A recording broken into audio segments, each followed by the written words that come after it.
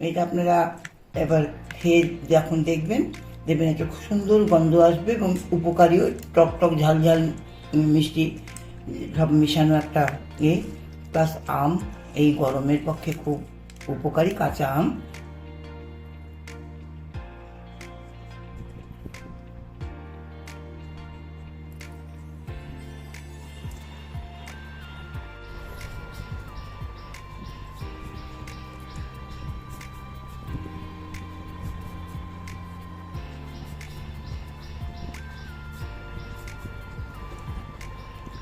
দেখতে পাচ্ছেন এটা এই গরমে কাঁচা আম দিয়ে এটা একটা মাখা করা হবে, যেটা গরমের পক্ষে খুব উপকারী।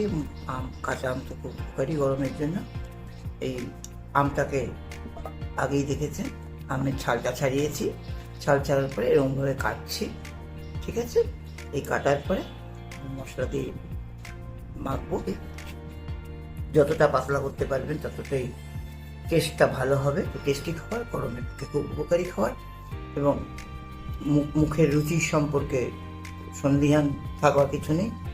যারা টক পছন্দ করেন তাদেরও ভালো লাগবে, যারা টক পছন্দ করেন না কিন্তু এটা ভালো টেস্ট আসবে।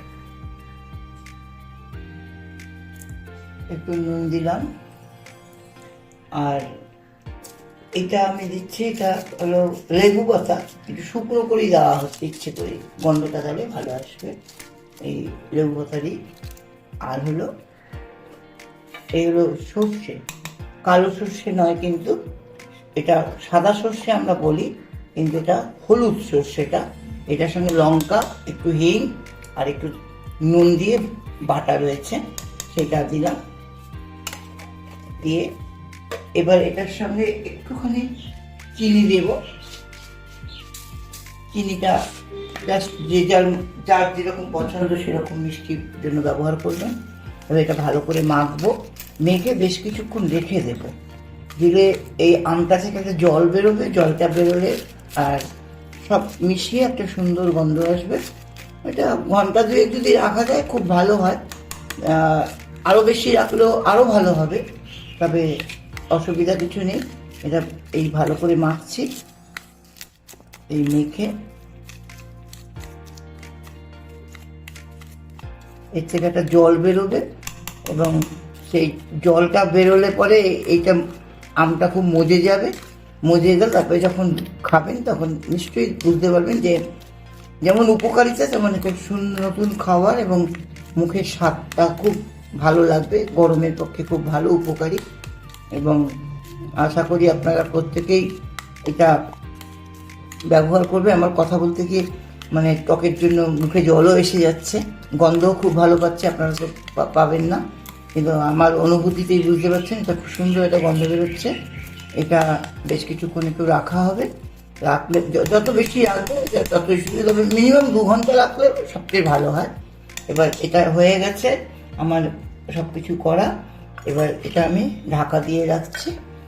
অনেকক্ষণই হয়েছে, তুলে দেখি, হ্যাঁ ভালোই গন্ধ বেরিয়েছে। আপনারা তো পাচ্ছেন না, আমি পাচ্ছি। আপনারা এভাবে করবেন। এইটা মানে নুন মিষ্টি ঝাল সেটা আপনাদের নিজেদের চয়েস অনুযায়ী দেবেন, এর জন্য কোনো মাপের ব্যাপার নেই। সর্ষে বাটা যেটা দিয়েছি দেখেছেন, খুবই কম দিয়েছি এবং পরিমাণটা দেখে বুঝতে পারছেন, বেশি না দেওয়াই ভালো। এটা হয়ে গেছে, আরও যদি বেশিক্ষণ রাখতে পারেন আরও ভালো। এটা আমার হয়ে গেছে, এটা দেখেই বুঝতে পারছেন। এবার এটা পরিবেশনের জন্য আমার তৈরি হয়ে গেছে, ঠিক আছে। আপনারা ঠিক এভাবে করবেন।